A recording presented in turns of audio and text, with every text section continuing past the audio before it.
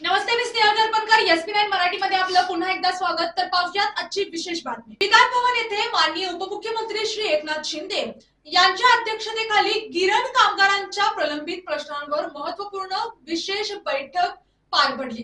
या बैठकीत गिरणी कामगारांच्या घरांच्या प्रश्नांवर ठोस आणि धोरणात्मक निर्णय घेण्यात आले. तर पाहुयात आजची सविस्तर बातमी. बैठकीत मुंबईतच गिरणी कामगारांना टप्प्याटप्प्याने घरे उपलब्ध करून देण्याबाबत शासनाचा स्पष्ट धोरणात्मक हेतू अधोरेखित करण्यात आला.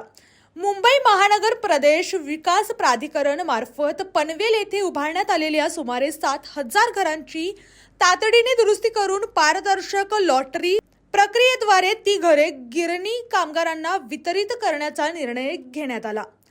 तसेच पनवेल येथे वास्तव्यास असलेल्या गिरणी कामगारांना दिलेले मेंटेनन्स शुल्कातील एक वार्षिक सूट वाढवून ती आता एकूण 3 वर्षांसाठी लागू करण्याचा निर्णयही निश्चित करण्यात आला आहे.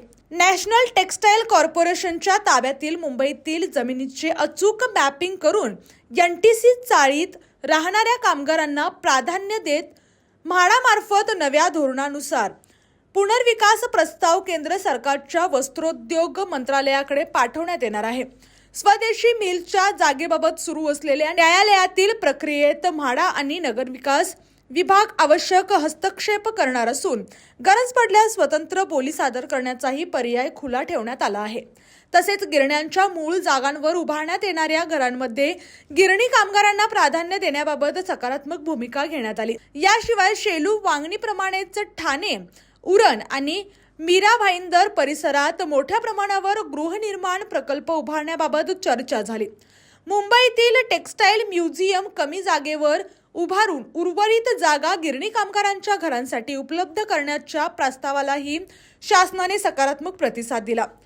सेंच्युरी मिल आणि खटाव मिल परिसरातील अतिरिक्त जागेचा आढावा घेऊन भविष्यात म्हाडा आणि सिडकोच्या गृहनिर्माण प्रकल्पांमधून गिरणी कामगारांना प्राधान्याने घरे उपलब्ध करून देण्याबाबत पुढील कार्यवाही होणार आहे.